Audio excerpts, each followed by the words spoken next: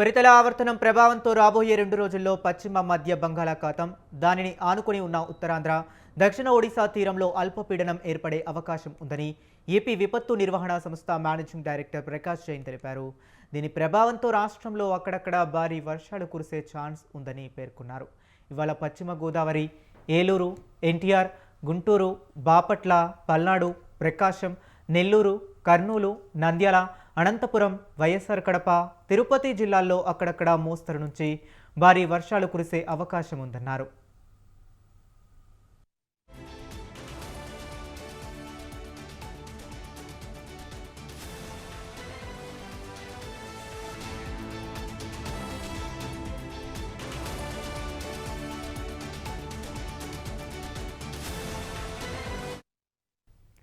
ఇక శ్రీకాకుళం, విజయనగరం, మన్యం, అల్లూరి, విశాఖపట్నం, అనకాపల్లి, కాకినాడ, కోనసీమ, తూర్పుగోదావరి, కృష్ణా, సత్యసాయి, అన్నమయ్య, చిత్తూరు జిల్లాల్లో కొన్ని చోట్ల తేలికపాటి నుంచి మోస్తరు వర్షాలు కురిసే అవకాశం ఉందని, ఆ సమయంలో తీరం వెంబడి 40 నుండి 50 కిలోమీటర్ల వేగంతో ఈదురుగాలులు వీస్తాయని తెలిపారు. భారీ వర్షాలు, ఈదురుగాలుల నేపథ్యంలో ప్రజలు అప్రమత్తంగా ఉండాలని సూచించారు.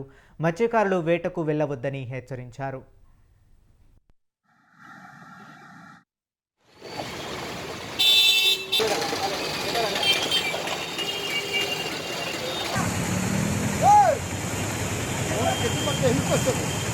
Hey!